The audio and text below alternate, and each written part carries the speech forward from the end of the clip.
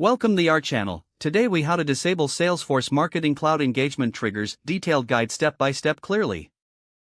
To disable engagement triggers in Salesforce Marketing Cloud, log into your Salesforce Marketing Cloud account. Navigate to the Automation Studio from the main dashboard. Once in Automation Studio, find the Activities tab. Click on Activities to see a list of available triggers.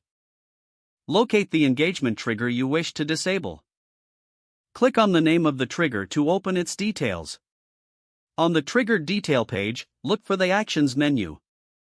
Select Disable from the options available. A confirmation prompt will appear. Click Yes to confirm the disable action. Ensure you receive a success message indicating that the trigger has been disabled. Return to the main Activities page to verify the trigger status. You should now see the engagement trigger listed as disabled.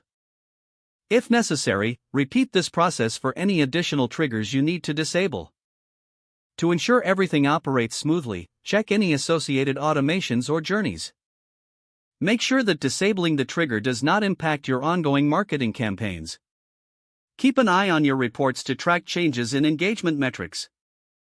Your engagement trigger is now successfully disabled in Salesforce Marketing Cloud.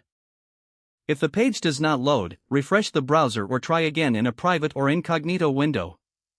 Make sure you are using the correct email address, then retype it carefully to avoid small typos. If your password is not accepted, use the reset option and create a new strong password you can remember. Check your spam folder for verification or security emails, then complete any requested confirmation steps. Enable two-factor authentication if available to improve account security and reduce unauthorized access risk. After signing in, review your profile details so your contact information and settings are accurate and current. If you see an error message, note it down and try again after restarting your device and internet connection. Log out when you finish, especially on shared devices, to keep your account and payment information secure. If the page does not load, refresh the browser or try again in a private or incognito window. Make sure you are using the correct email address, then retype it carefully to avoid small typos. If your password is not accepted, use the reset option and create a new strong password you can remember.